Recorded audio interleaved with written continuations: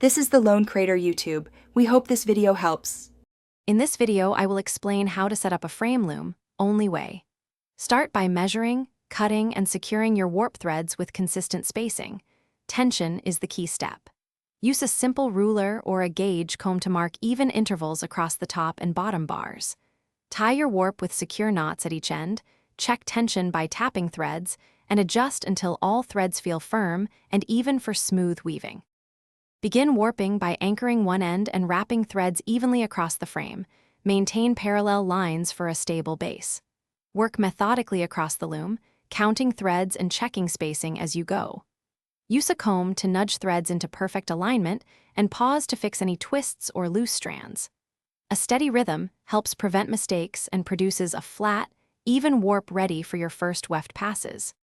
If you're finding this helpful, please subscribe and like so I can keep making useful tutorials. Quick recommendation. On another note, bring your space to life with the Echo Dot smart speaker. It plays tunes while you weave and makes a handy timer for warping sessions. It's a small studio upgrade that adds mood and practical help. Check the description for the Echo Dot link and other deals, then now let's get back to the video.